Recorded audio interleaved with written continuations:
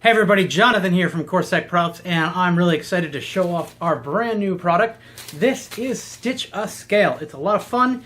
It's sew on scale mail, gives you a lot of movement, a nice cool clank. They are really nice plastic scales that you can sew through, but we've gone ahead and made it so you don't have to save your needles. But this is our test piece. You may have seen it floating around the internet.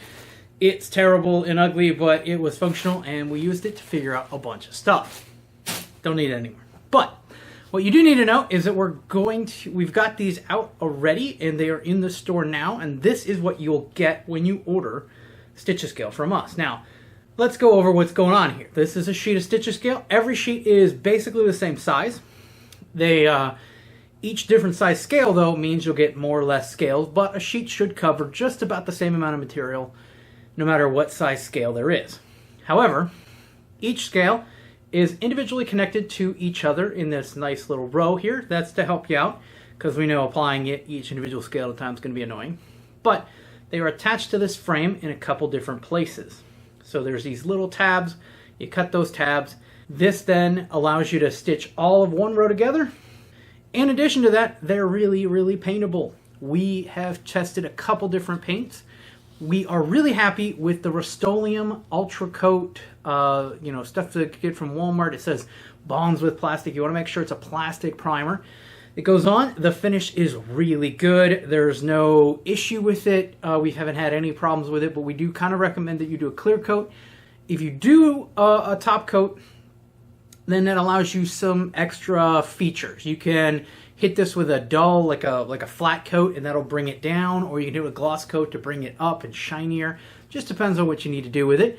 But this is a painted sample, as you can see. We do recommend when you paint them that you paint both sides. Now, what can you make with StitchAScale?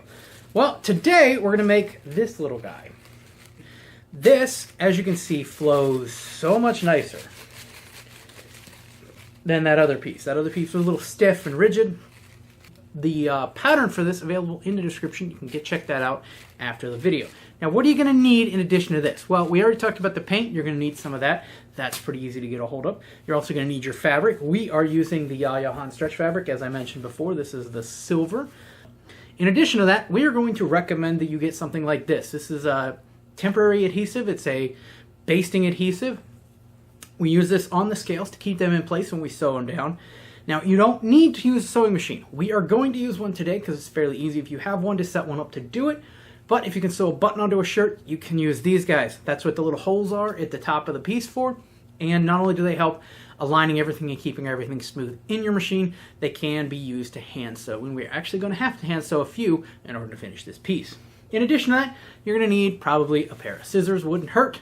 These are mostly for cutting out the scales from the strip, so that we can get each individual row and then we'll lay them down individually. So normally what we do is I'll take a separate piece of paper, like a paper towel, and put it off to the side, and we'll put the scales, that's where we've pulled them out of the frame, onto that, and then we'll hit them with the basting spray. You want to keep that away from your machine. You don't want to be spraying into anywhere like in your machine so it gets it gunked up.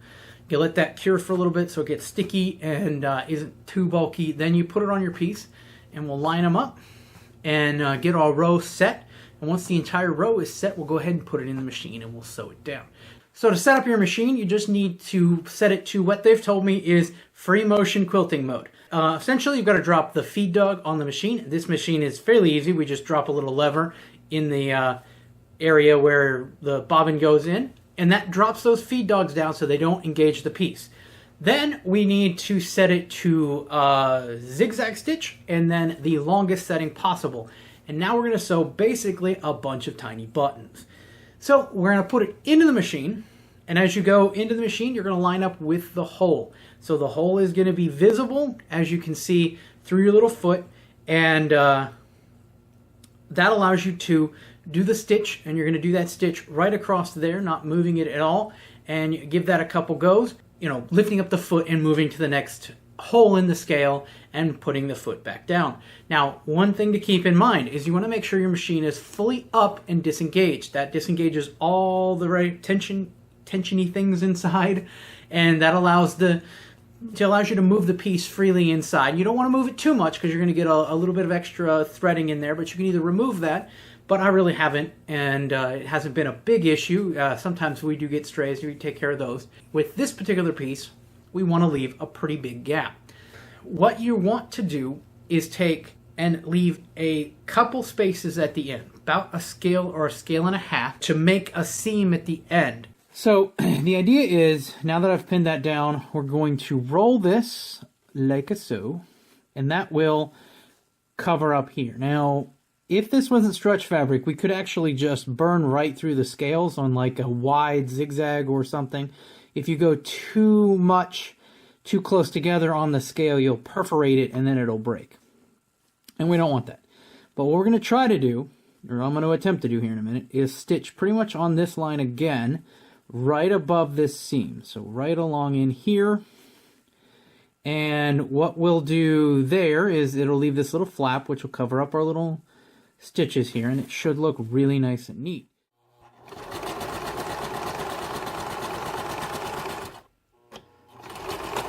Hopefully, if you know what you're doing with stretch fabrics or just regular fabrics, you can do a better job than this, but this actually didn't turn out too bad.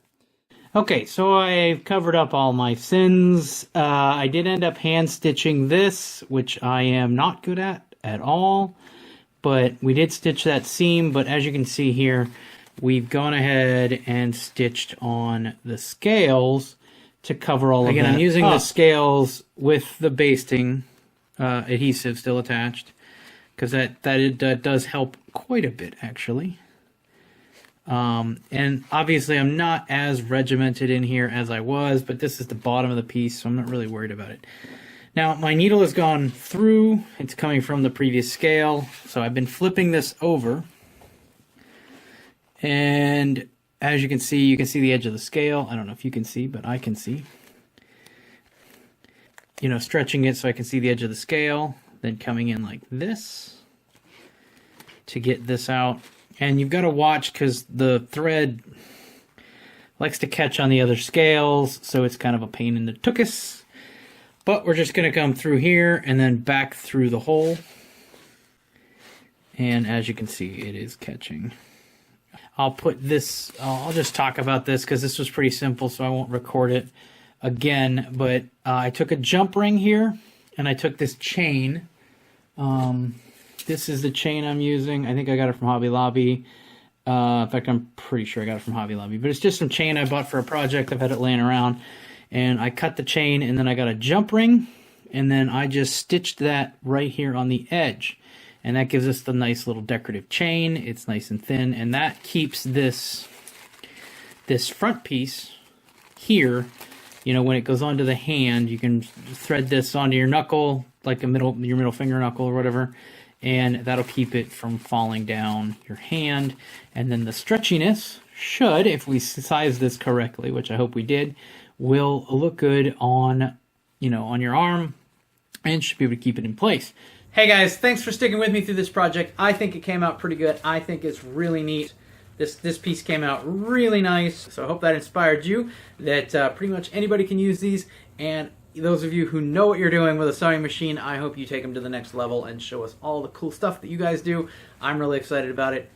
If you are interested, these are the medium dragon scales for reference, and in the description down below, you'll be able to find a link to our website where you can get not only these scales, but also fish scales in a bunch of different sizes, and we've got a lot more in the pipe. We've got some really cool plans, at least for the immediate future, and we're going to keep innovating and doing other stuff.